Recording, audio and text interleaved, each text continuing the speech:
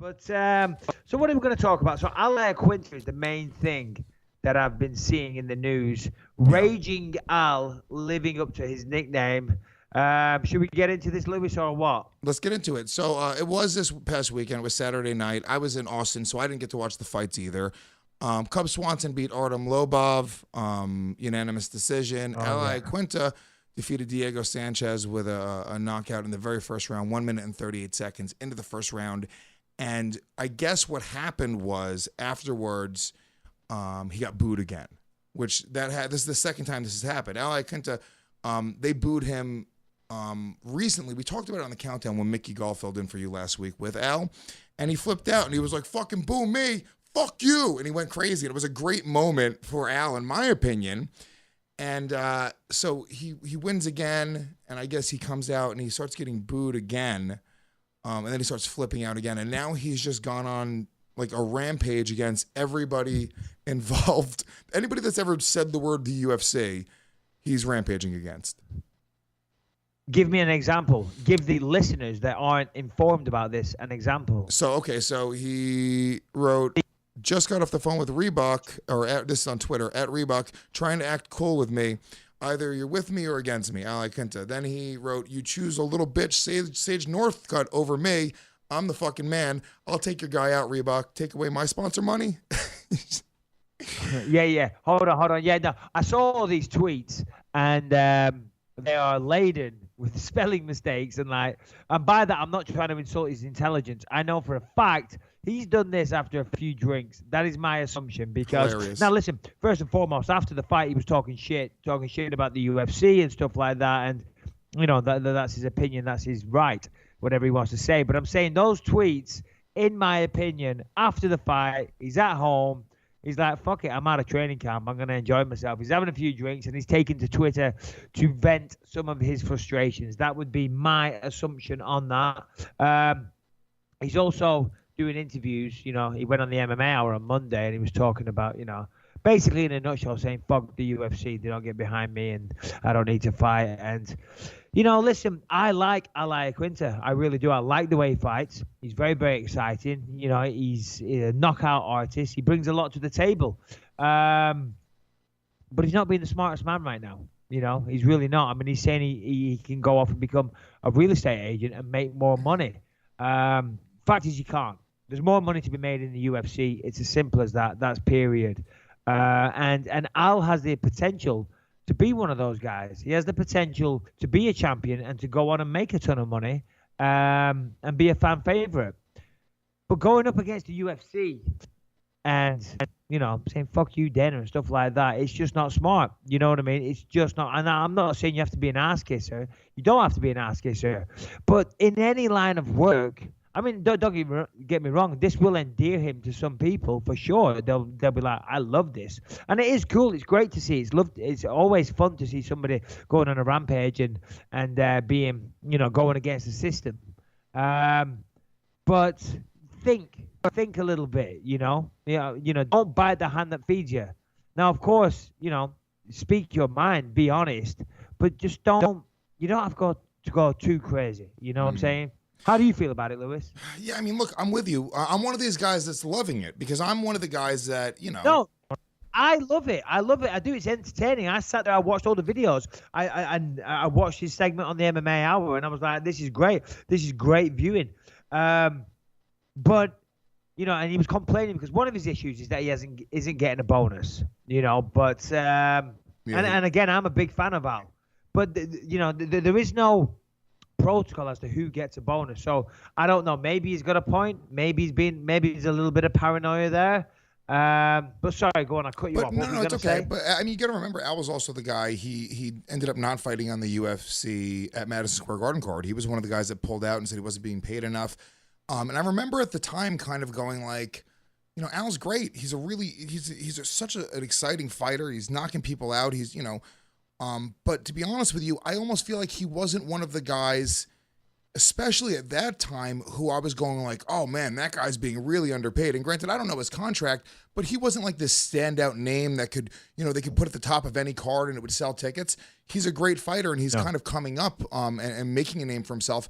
I think this is in a weird way is kind of going to help propel him into, into the fan favor. And look, I know that it's not great to maybe piss off Dana White and company, but the truth is a lot of people have pissed off Dana White and they made it work. Tito Ortiz, Nick Diaz, Nate Diaz, Conor McGregor.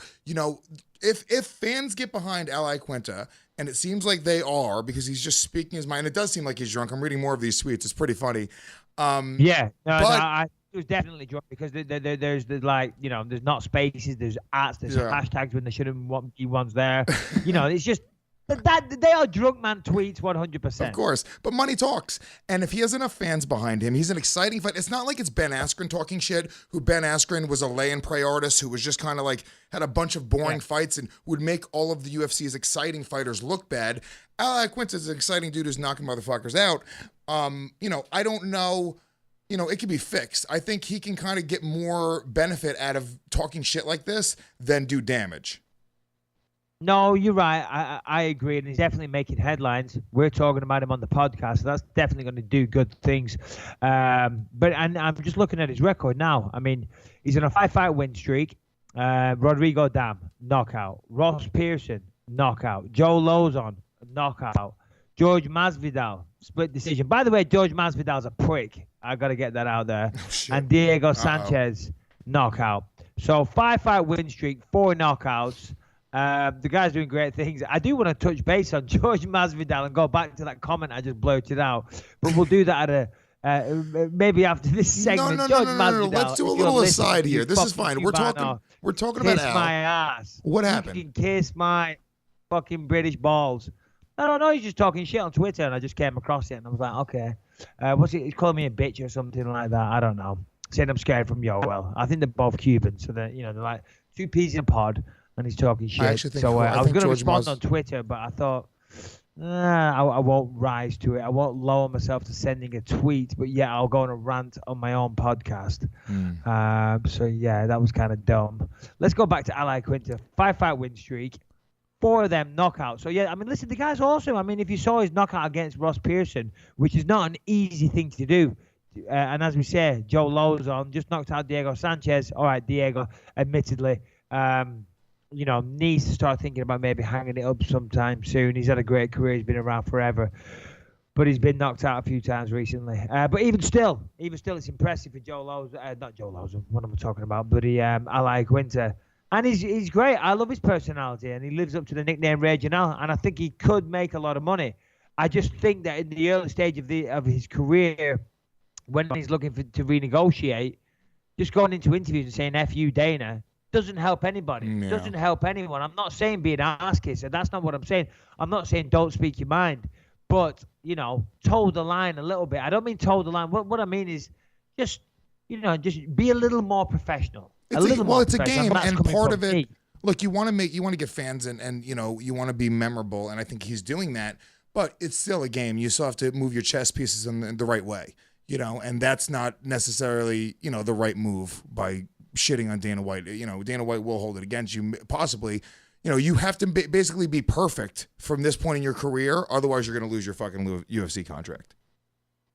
Well, he's 5. No, I don't think so. I mean, as we just said, he's 5-0, and so he's on a 5-fight win streak, and he's exciting. He knocks people out. People want to see that, and people pay to see that type of fighter. And as we say, he's getting more and more recognition. But this was his first fight in a long time.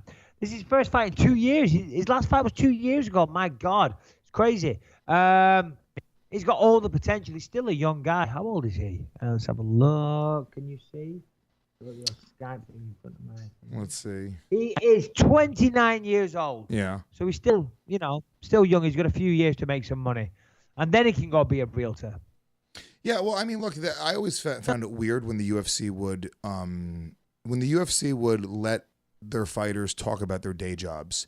They would do that in like countdown packages. Sometimes they would like have. I'm trying to remember who they were, but it would just be like whatever fucking day job they had. It was a firefighter or somebody. It was a heavyweight. Maybe it was Stipe, still a firefighter. Yeah, I don't like it. He's a heavyweight champion of the world.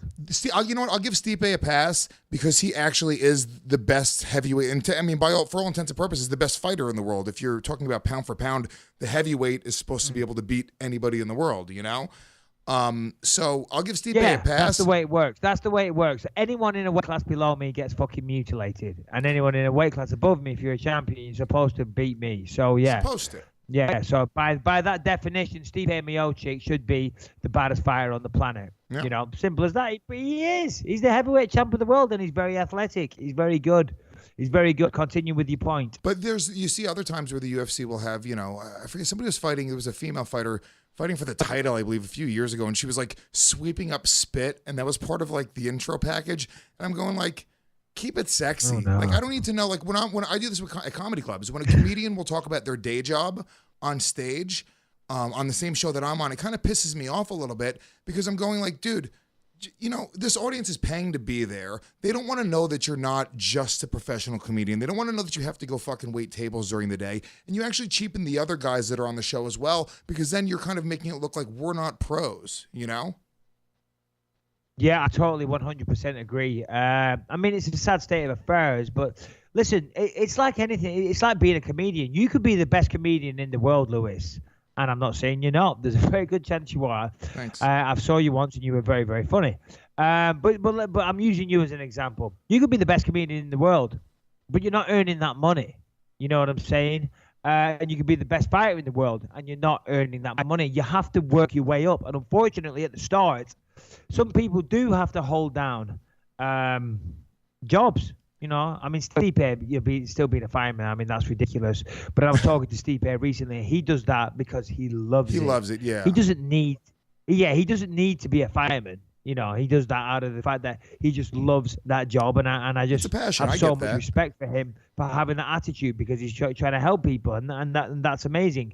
But the cream rises to the top, or it should eventually. And then as you get bigger and better, the bigger paydays come along. And at the start, we all have to do things. At the start, I was doing a lifeguard course because I didn't want to be. The plan was I was going to be a lifeguard in between training sessions, earlier on in my career. Fortunately, I went to one day of the course and said, fuck this. I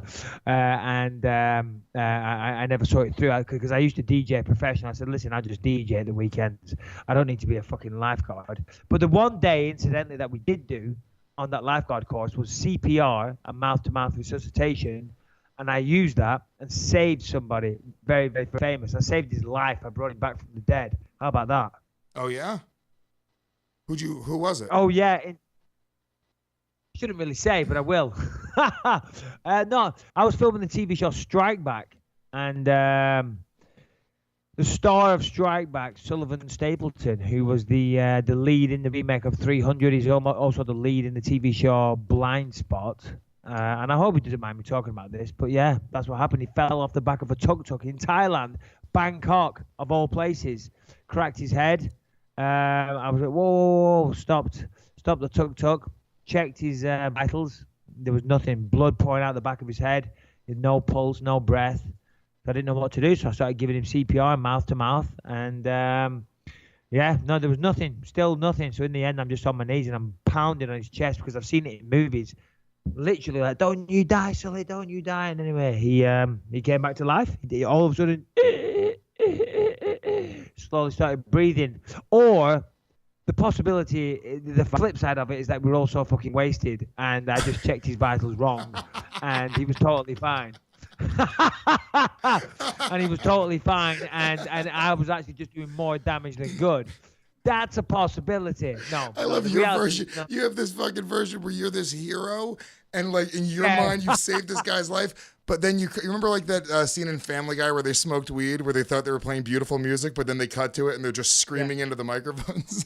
So the reality is you cutting to it and it's you just absolutely hurting this guy and probably causing him more harm than good. Yeah, definitely. No. But the reality is he actually was in a coma for a month then had a lengthy rehab process. But yeah, there is a possibility that I maybe caused that damage. I was giving him mouth to mouth when he didn't need it. He wouldn't have been in a coma at all. Pardon me? He wouldn't have been in a coma at all. Yeah, exactly. Had I not interfered with my bullshit one-day life course training. Went off on a tangent there. But yeah, my point is, sometimes you do have to have a job at the start, and as you get better, you can forget about doing that. But I agree with your point. I mean, keep it sexy is I agree with that in a nutshell. There's no place for that, and it does cheapen the brand. It is a shame though if you get to the UFC and you still have to have a full-time job. And I get that as well. Also, some people throw it out there. That's a sad state of affairs. If you're fighting for the UFC, you shouldn't have to have a full-time job.